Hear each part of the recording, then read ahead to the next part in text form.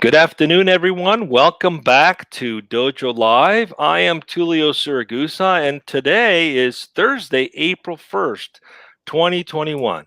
And no, this is not an April Fool's Day. This is the fourth show of the week, the last show of the week, and the first show of the month. Look at that. It's like a mouthful. So, welcome. And I want to welcome my guest today. I have Adam Jackson, who is the CEO of Braintrust, as our guest. He's chiming in from a little north of San Francisco in Marin County. Welcome to the show, Adam. It's good to have you here. Thank you, Tulio, for having me. It's a pleasure. So we're talking today about a topic that's near and dear to a lot of us here at Dojo Live, and many companies that have adopted these principles, but could be a little controversial to some others who I like to say are still stuck in the times, right? So we're talking about talent marketplaces of the future and why user-owned and controlled companies will grow faster and be more profitable than investor-owned network. Now, that's a big claim, right? But basically saying that non-VC-owned companies are going to outcompete VC-owned companies. But before we go into that topic, let's get to know you a little bit, Adam. Could you please introduce yourself to the audience? Thank you. Sure. Hey, Tulio, great to see you. Thanks for having me on. So my name's Adam Jackson. I'm a software engineer by training, did computer science at Vanderbilt, moved out here to the San Francisco area right out of school. That was a long time ago. It was about 16, 17 years ago. I'm sort of a software engineer turned entrepreneur. Braintrust is my fourth venture-backed endeavor. They were all marketplaces, all in different categories. So I really love the business model of sort of being punched in the face by two customers at the same time. Very hard models to start, but they're very valuable once you get them going. So the first marketplace was an e-commerce system acquired by Intuit. Second one was an automotive marketplace acquired by Advanced Auto Parts. Third one I started in 2012 with Dr. Phil from Daytime TV and his son Jay. Is called Doctor On Demand. It's now a very large video medicine clinic. So it's one of the largest hospitals actually in the country with no buildings, all video. And then Braintrust I've been working on for the last 3 years. Excellent. Thanks for being with us. So that's an interesting journey for startups. I'm sure you have a lot of stories to share with us, but let's start with Braintrust. What gave birth to this idea? What is the purpose of Braintrust? What is your mission? Sure. So Braintrust is what we call a user-owned and controlled network. It is a global talent network that connects, right now, just technical talent, so developers, designers, product managers, with Fortune 1000 companies that need them, that need so many of them that they can't possibly hire all of them in-house. So we're a talent marketplace that connect those two parties, which is not new. The new part is that we are not a middleman trying to extract as many fees as possible through transaction fees or big markups like a talent agency would. We are actually owned and controlled by our talent members. And so when you're owned by your members, you have no incentive to charge yourself large fees. And so we're able to be, through this new ownership and control model, we're able to actually change that fee model down to zero for talent. So talent make 100% of their hourly rate, and then we charge a flat 10% fee to clients, which is pretty de minimis compared to what they're used to paying. So that's kind of the new big idea behind Braintrust. Interesting. Okay, so back to the topic today. You make an interesting statement in why user-owned and controlled companies will grow faster and be more profitable than investor-owned networks. When you're talking about network, are you talking about the traditional agencies that provide people or software engineers or resources, as some people call them, or something else? Tell us a little bit about what the thinking is behind this statement. Yeah, absolutely. So when we say network, it's really like it's a new way of collecting people, right? An agency will kind of warehouse talent and then go out there and sell it on an hourly basis at as big a markup as they can possibly get, right? And if it's a talent marketplace like an Upwork or a Fiverr, that middleman, their job is to take as much of the transaction in the form of a fee as possible. So that could be 30 to 50% of every transaction is collected as a fee by the operator. So we invert that model. Like I said, we have the much lower fee structure.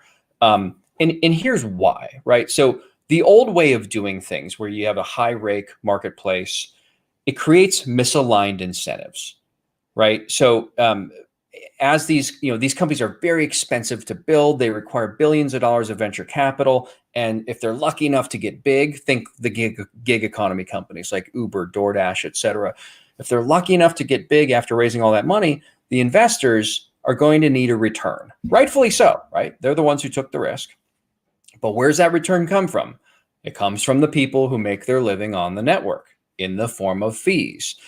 When that point happens, the incentives between the users of the network who make their living there, when that could mean delivering people, delivering food, or writing code or designing UI, it doesn't matter, and the operators who are in the owners, the investors who own all the kind of the organization, the incentives become divergent, right? And then you see this playing out today in real life with the gig economy, where half the marketplace hates the operator, right? In Uber's case, it's the drivers. In DoorDash's case, it might be the restaurants and the drivers. That's bad for business, right? If half or more of your users would do anything to get away from you, you're going to be disintermediated at some point. And that's what Braintrust is all about, right? We because we're user owned and controlled, we can lower those fees, keep incentives aligned as we grow, and everyone has a say in how the network operates, right? It's a new form of governance, if you think about it that way. Interesting. So I'm curious. It sounds very reminiscent of the blockchain marketplaces, right? So what's the technology powering Braintrust? Are you guys tapping into that model or something completely different? This is you hit the nail on the head. This is what they call tokenized marketplace. So instead of shares of stock, which are hard to own if you don't have a brokerage account, if you're, just somebody in another country or somebody who doesn't have a brokerage account, shares of stock are actually hard to possess. Tokens are very simple to possess. Anyone with an internet connection and a phone can possess them. So instead of a profit-seeking corporation, Braintrust is a user-owned network built on a blockchain. And so instead of shares of stock, you have tokens. Those tokens they're not profit return mechanisms. This is the foundation's actually, Braintrust is actually a nonprofit. It's like a co-op owned by its talent. And the way we prove ownership, control, voting, influence over how the network grows is through that token, which is actually built on the Ethereum blockchain.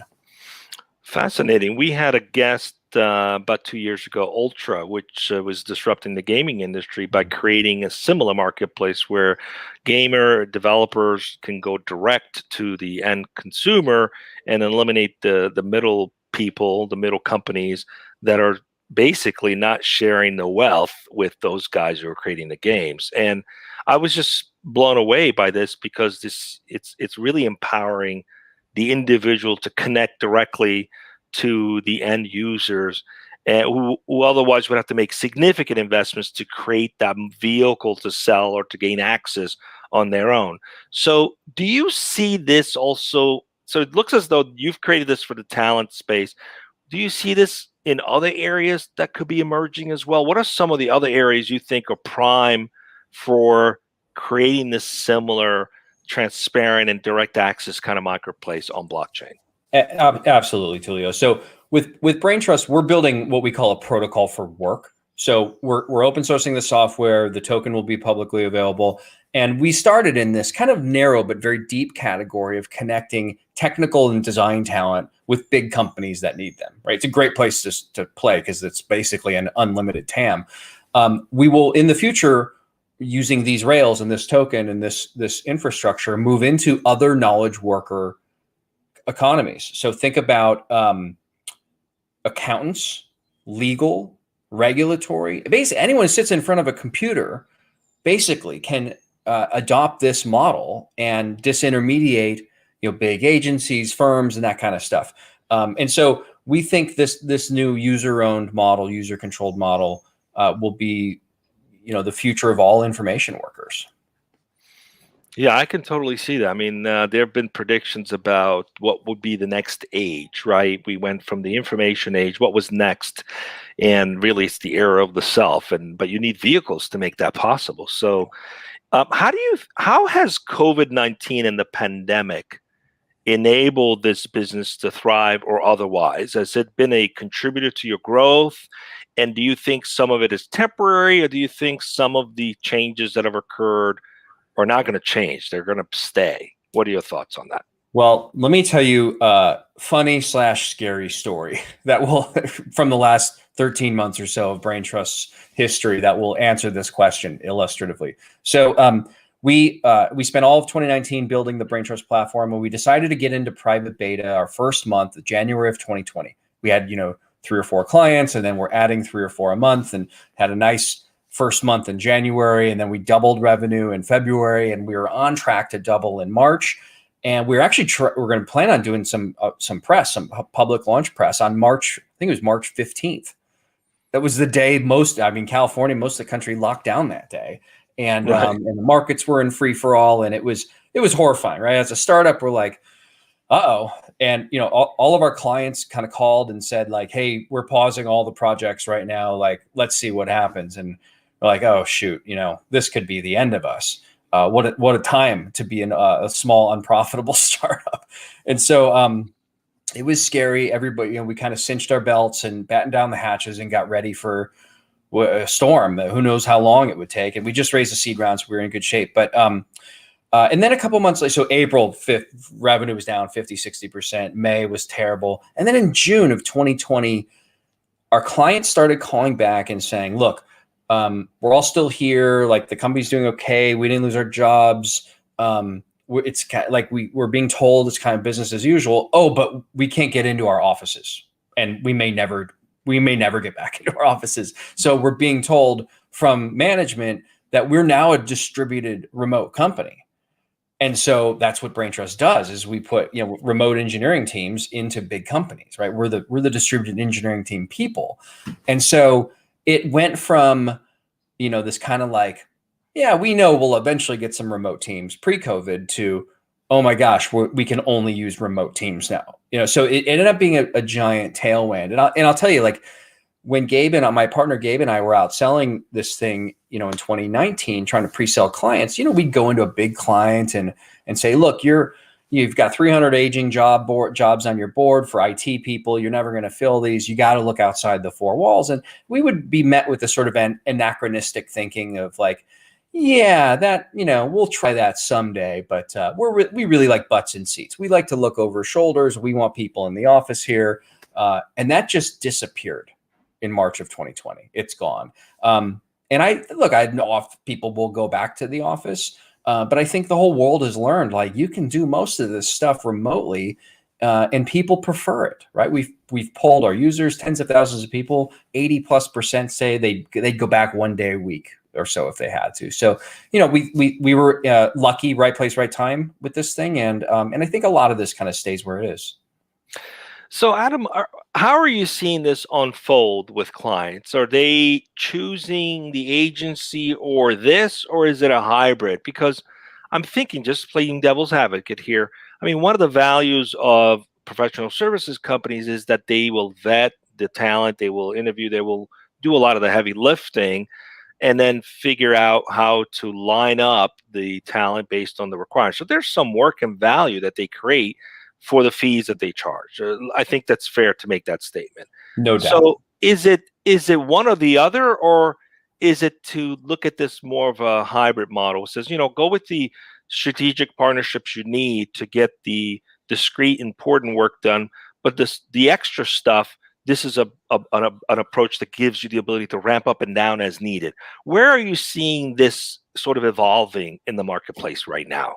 Well, I'll tell you, it's evolving quickly. So let me start by saying, like, the point you're making about quality is actually the only thing that matters. It matters more than cost. Like, if you're talking about building enterprise software for Fortune 1000, the budgets are the budget. They are what they are. So we built the platform, the Braintrust platform, to be enterprise grade quality from the start. So we have these very extensive vetting processes that we put all the new talent through. It takes months to get through. We have a giant waiting list, 50,000 people on the waiting list, and we pick off that waiting list as new clients come on. But it's an arduous process to get through. So what we're guaranteeing, part of the Braintrust brand promise, is these are enterprise grade people. These are people that come out of Silicon Valley companies, that come out of places that you would have trouble poaching them out of if they hadn't voluntarily left. So we optimize for quality. And the second part of your question, it certainly started with as you say, like, give us the extras kind of work. Spin up, spin down. Certainly flexibility is a big one. But what's interesting is a client will start engaging with us by kind of throwing us some of the extras, maybe non-core work. And then before you know it, 2-3 months in, you look at a client like Nestle or Porsche. These are big clients that use Braintrust. We're building core software for them, e-commerce systems, automotive dashboard software, really core things that matter a lot to the client. Can easily be built on Braintrust. And Braintrust has small agencies on it as well. It's not just, solo people. There are plenty of solo folks, and then plenty of folks who will come together around new opportunities. But we have agencies on the platform as well. The only caveat is, like, you got to compete with the global talent rates. Yeah, absolutely. I'm thinking to myself, I mean, there's two ways to look at this, right? If you're an IT services company, you can say, well, these guys are coming after my lunch.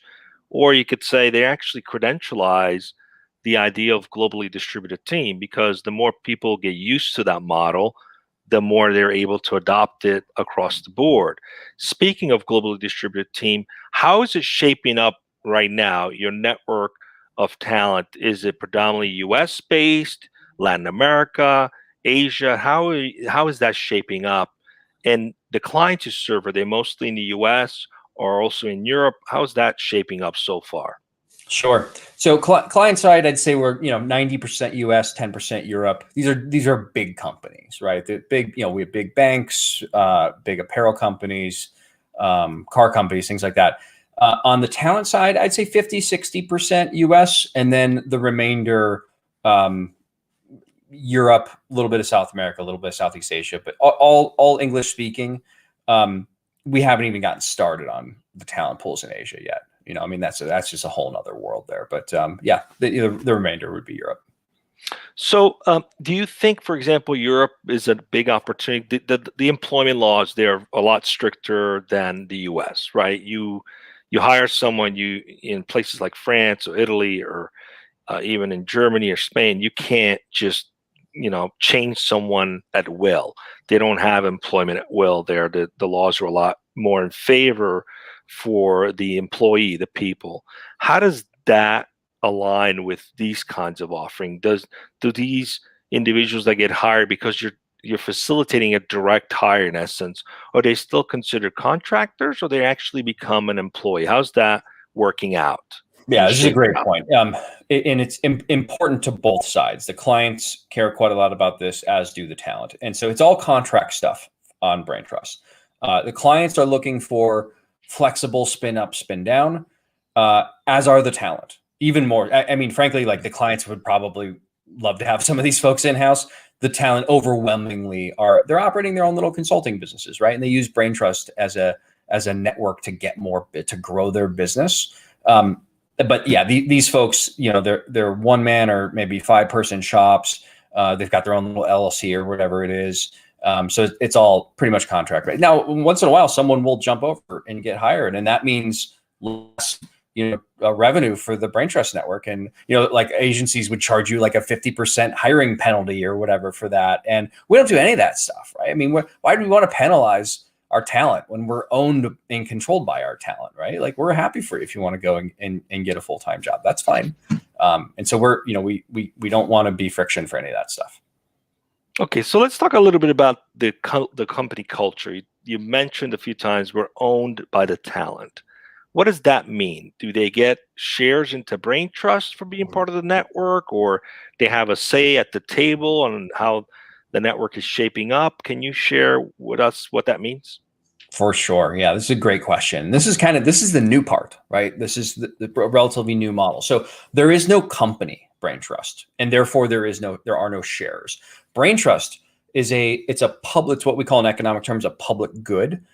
And think of it like a protocol. Like, Ethereum's a protocol for smart contracts. Bitcoin is a protocol for digital gold.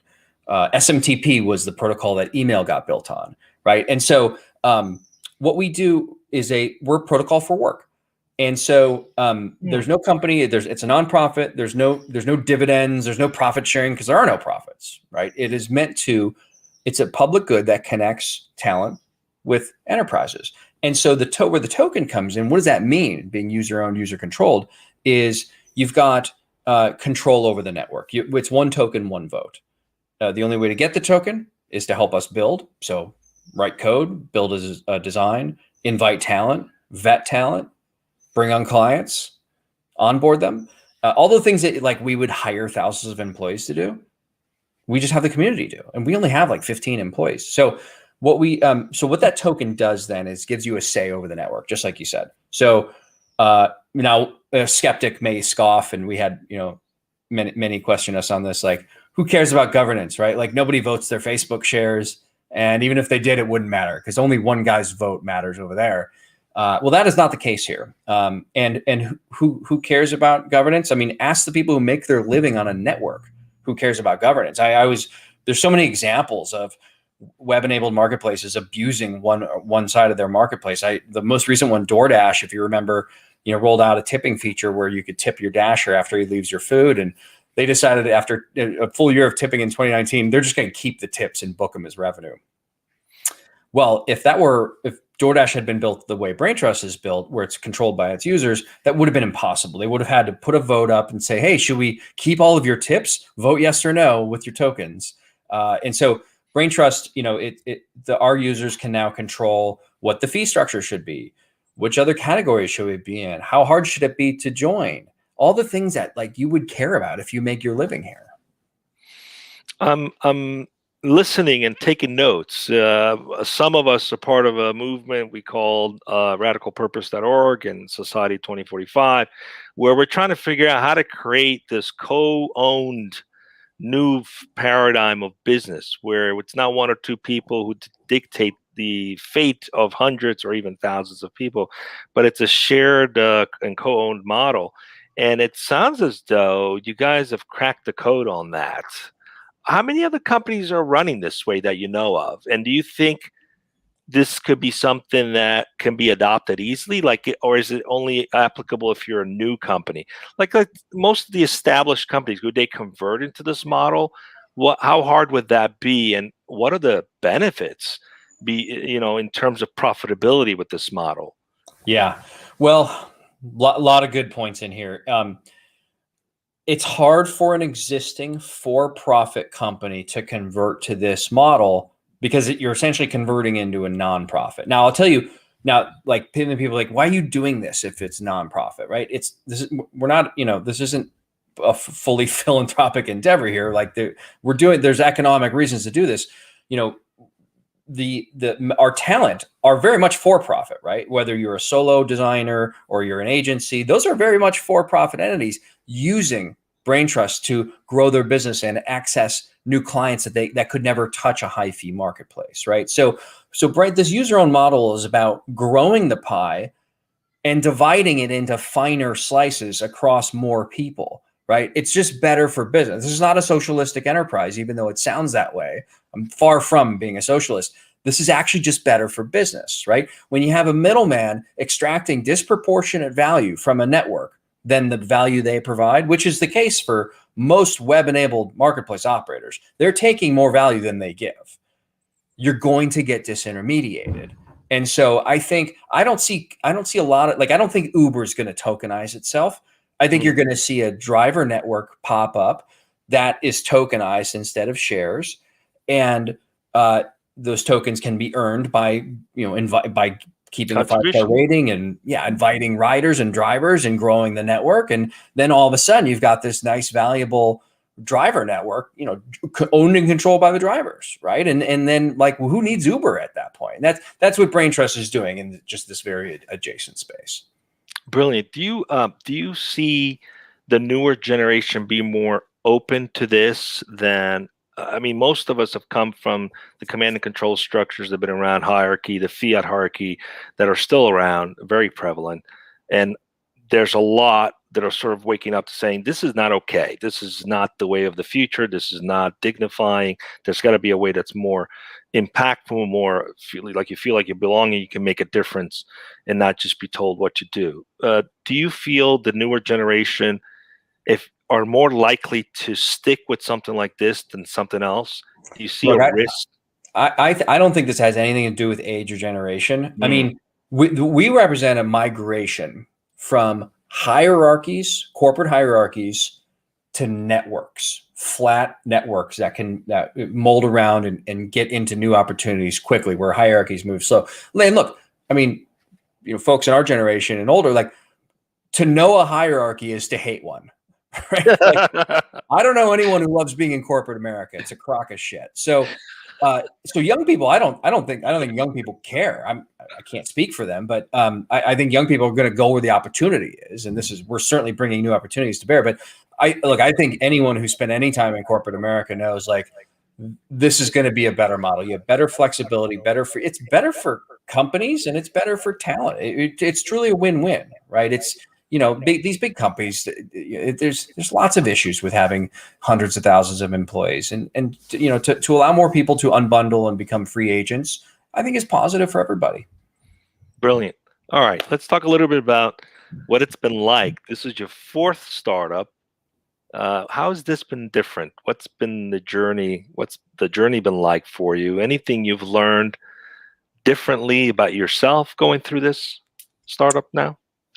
Well, as you know, every time you do one, you screw up a bunch of things and hopefully learn from it. So my goal with the fourth one here is just to not screw up the things I screwed up in the last three, and do a better job. And so they're all hard, right? All startups are hard. And so it takes this, just the passion about getting the vision to reality. It takes the perseverance, and then, you got to have a little bit of luck. And, I was raising money for a automotive startup in the day Chrysler filed for bankruptcy in 2008. During the meltdown, we were laughed out of Sand Hill during our Series B. And we got it done. It was a little bit painful, but so that was an example of bad luck. With Doctor on Demand, telemedicine ended up being really important. That was good luck. With Braintrust, distributed teams are the new normal. That was really good luck for us. So when you do these things, like, it's always really hard, but as long as you're solving a real problem for people, painkillers, not vitamins, and you've got the guts to just keep with it and be ruthless about execution and have an amazing team. We have the best team I've ever worked with in 20 years here at Braintrust. You'll get it eventually. Yeah, amazing. It's not hard to figure out that in order to get through some difficult times, you can tap into a team of maybe 10 really talented executives or a team of 1,000 co-leaders. Yeah. You figure out which one's going to probably work out best, right? Adam, it's been great to have you as our guest. We'll have to stay in touch and keep tabs on Braintrust, see how you guys progress along. I love to hear these new business models, and ultimately anything that's of benefit to people, that empowers people, is a good thing. So thanks for being with us today. Just stay with us as we go off the air in a second. I want to remind everyone, Monday, we're going to have the recap show. We're going to recap four shows in 10 minutes. We will announce all the shows coming up next week. We have another full week. So come back on Monday at 12 p.m., noon Pacific.